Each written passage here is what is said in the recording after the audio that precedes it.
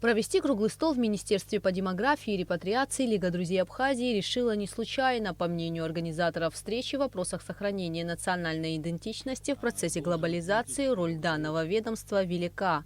Я считаю, что это абсолютно правильное направление, которым занимается сегодня наше министерство, что несмотря на то, что во всем мире нас пытаются делить на какие-то разные группы, абхазов от черкесов, от адыгов и так далее, Министерство по репатриации и демографии Республики Абхазия как раз этим делом не занимается, а наоборот, наравне с встречами и с проводимой ими политикой по налаживанию отношений с абхазской диаспорой не теряет контактов и, конечно, с Кавказской Федерацией культурных центров.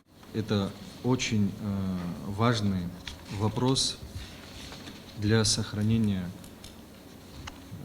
наций, народов наших.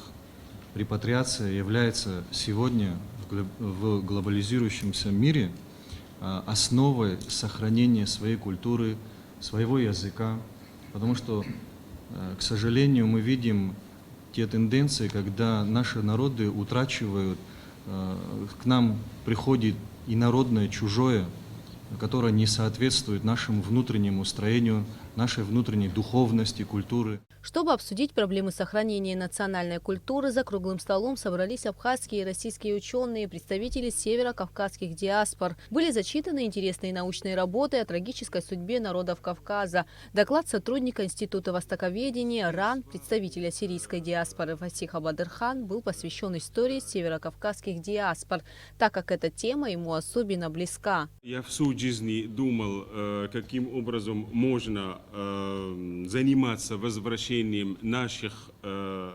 эмигрантов на историческую родину.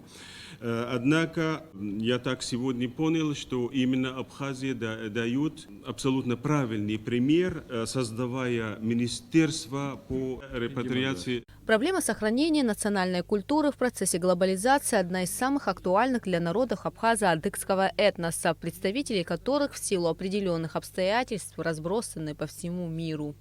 Проблема не только такая внутринациональная, но и международная, учитывая, что не только адыги и абхазы, но и северокавказские народы, которые мы здесь представляем, они проживают во многих государствах, поэтому она является и международной. И проблема, которая требует постоянного корректирующего внимания и власти, и общественности. В завершении встречи участники выразили желание, чтобы подобные круглые столы стали доброй традицией и проводились чаще, так как на таких площадках возможно не только обсудить проблемы сохранения национальной культуры, но и найти их решение. Гугу Савардания, Давид Анкваб, Абхазское телевидение.